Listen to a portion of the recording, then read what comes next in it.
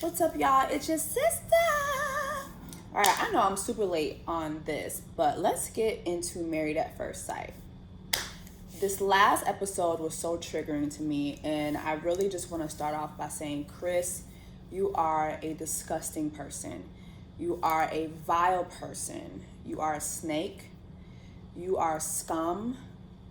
You are not a man of the Lord. You actually are Satan's firstborn child. You are a gaslighter. You're inconsiderate. Did I say that you were disgusting already? Because you're very disgusting. You're disrespectful. You have no heart. You have no accountability.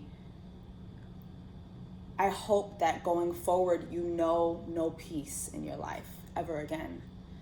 And I'm not even trying to be funny. Like, I hope you never know peace, because what you do is you purposely cause people to not have peace, specifically women. You cause women not to have peace. So I pray to God you never know peace in your life ever, ever, ever again.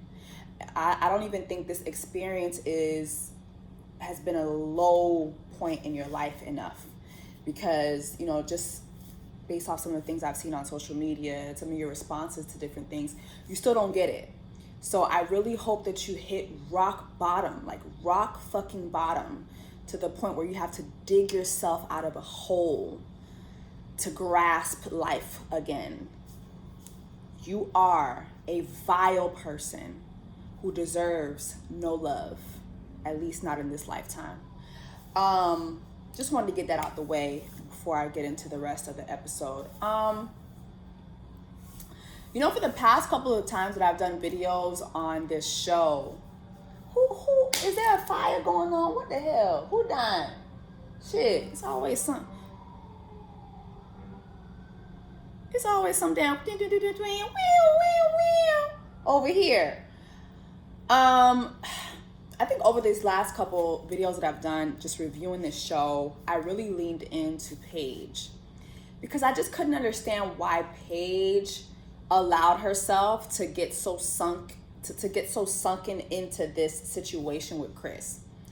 But then with this last episode, with us meeting his baby mama, I feel like I finally understood. When you meet his baby mama, and you know, you have Chris here who arranges this meeting, doesn't have any guidance, doesn't have anything to say. He's like, I just wanted y'all to meet so y'all could clear the air. It's like, what the fuck do you mean, bitch? Like, we didn't set this up. We didn't betray each other. Nobody, like, this is all you, sir. You were still sleeping with your ex-fiance during this process. Now she's pregnant. Meanwhile, you're married. You told Paige that as your wife, she would still take precedence over your baby mama and your child. But then you turn around and said, you know what? I want to be with my baby mama. So why are you here? Like, so why are you here? And, you know, I was upset with Paige, because I'm like, okay, why is Paige even taking this meeting? Like what, girl? For what? Why are we wasting our time? But yeah, so they end up in this meeting, and like, this boy has nothing to say. So he basically leaves these two women to clean up his mess, the mess that he made. And, you know, so you have the fiance who basically is shocked when Paige tells her that she thought she was pregnant. You know, there was a possibility she could be pregnant. You have Paige that's shook. Paige is like, well, why would that be? And she's looking at Chris. Chris has nothing to say. You know what I mean? It's like,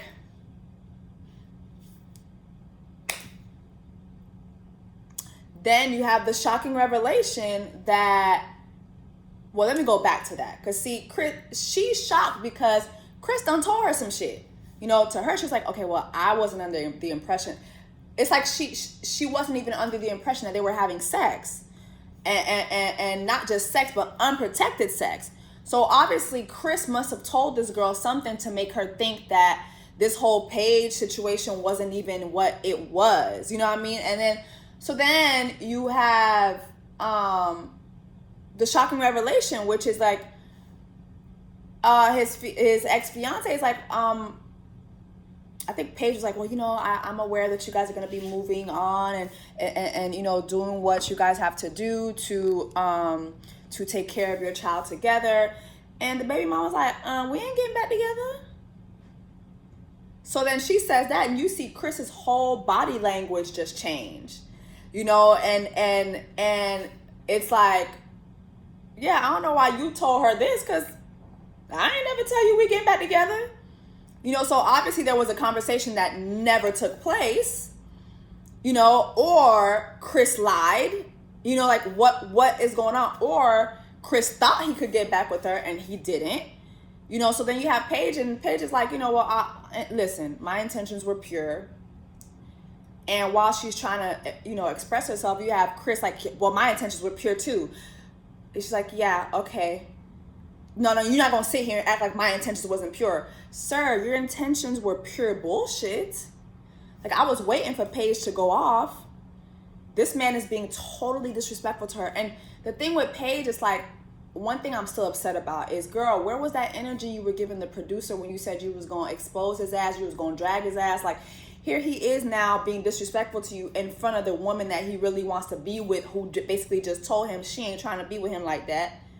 So here he is disrespecting you in front of this girl, and you're still upholding this respect for someone who just hasn't given you any respect. I mean, I don't know. Maybe it's a good thing in retrospect. Maybe she just feels like, you know what, I never gave him that energy, so whatever. But it was just like, he was just being totally disrespectful to her. And at least the two girls were talking to each other, and his baby mom was like, she has been nothing but respectful to you, which she has. Like, when you look back on this entire experience, Paige has been nothing but respectful and extremely submissive to somebody who told her he didn't even like the way she looked. And as I'm sitting there and I'm watching these two girls, the baby mama said a couple things. She was like, yeah, Chris does have a tendency to act this way. Like, this is how he acts, this is how he behaves. And so I'm just thinking to myself, okay, so what? So you're another Paige too? What is it about this man that has you guys ready to be so submissive to the point where you're pregnant and you were willing to stay in a marriage with a man who told you he didn't like you? And that's when it clicked to me, is that, sometimes, well, most of the times, when you meet a man, and not just a man, a woman too, but when you're dating, when you meet a man, you meet a representative, right? Like, most of the times when you meet a man, you meet his representative.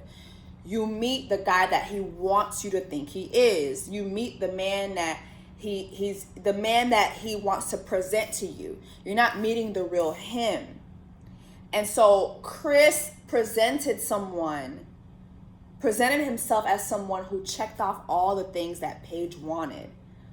Black, successful, a finance manager, a 6-figure income. You look good. You ain't got no kids. You got your own car.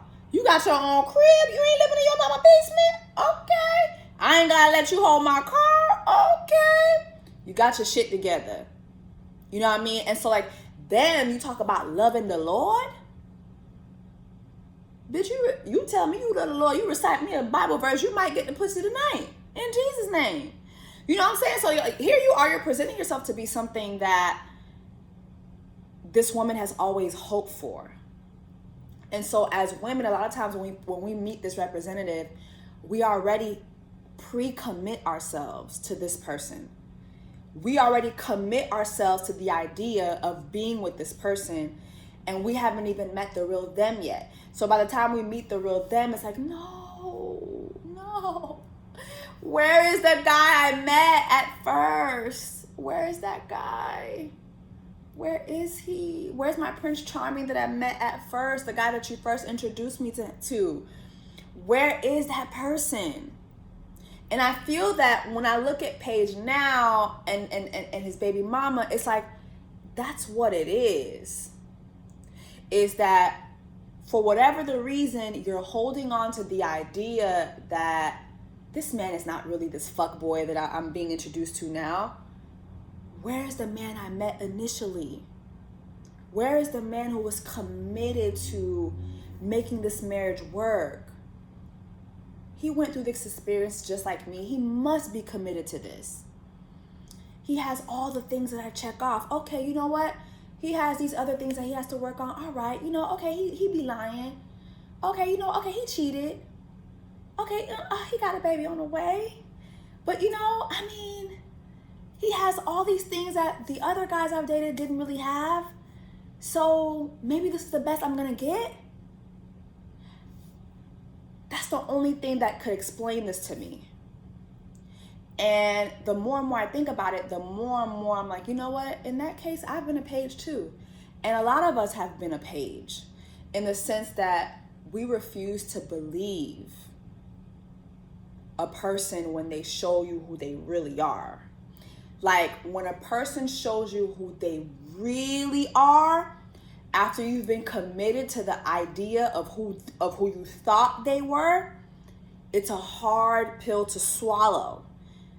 Because now you have to disconnect yourself from that dream. And you have to step into reality. It's gut-wrenching. A lot of us have been in that predicament. We might not have been there,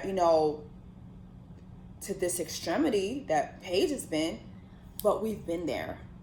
Where you thought this was going to be a fairy tale because of who you were introduced to.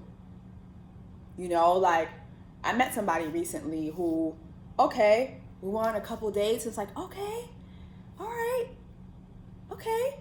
Then we got into our first disagreement. And the man talked to me in a way that I'm like, yo, we done hung out a couple times. Like, I didn't see this coming. And in my mind, I'm like, okay, we've talked a couple times, like we've hung out a couple times. These dates have been so great. Like I wanted that to keep going. Who doesn't want to keep dating and having fun with one person? Like ultimately, like who the fuck wants to keep meeting people? Like that shit is tiring. I'm tired. Me and my wig are exhausted. Who wants to keep meeting people over and over and over again? Over and over again. Like, who the fuck want to keep doing that? So when you meet somebody and everything checks off, you got chemistry, you got all these different things that are going, and then now they fuck it up. Now you got to disconnect yourself from the person you thought they were. That can hurt. And given the fact that she was going through this experience, like this experiment that was solely for the purpose of getting married, like that was the goal. Although I would not see myself forgiving any of the things that Chris did. I feel like once a person tells you they don't like the way you look, what else is there to do? Because like literally, like attraction is the first thing. If you're not attracted to me, like there's a lot of things are just not going to work. You have more tolerance for people that you're attracted to. This is like, it's like a fact. There are more things that a person can get away with, especially in a relationship, if you're attracted to that person. You know what I mean? But literally this man is telling you he doesn't like the way you look. He doesn't like the way God created you. You know what I mean? So I wouldn't see myself sticking around for that. Never have had that. And I pray I never have to go through that. But literally, that's what I got from this is like literally she was committed to the idea of who she thought he was. So committed that she refused to accept. It took her a while to accept the reality of who he really, really is. And it finally clicked with her. And I think meeting his fiance and having his fiance kind of confirm things for her helped her step into that reality. But here's the thing, right? You always hear people, like nowadays you hear so many people, oh, high value man. You need to get a high value man, you gotta be this, you gotta be that. And nobody really gives advice to the men that if you are a high value man, your actions should match. If you are a high value man, your actions should match. So he's not a high value man. He's a high-valued piece of shit, which is what he is. And I hope that what happened with Paige on this show is a lesson to all of us on how we should be treated. It doesn't matter that this person checks off the basics. Who is this person at their core? Because at their core, whatever they are, whoever they are, money and materialistic things is going to amplify that. So if they are an asshole, money is going to make them a bigger asshole. Believe that. It's not going to help. It's going to make things worse. So let me know what you guys think about this last episode. I'm hearing so many things about Chris and his baby mama. Supposedly she's not really married. She's not really pregnant, or maybe she lost the baby. I don't know.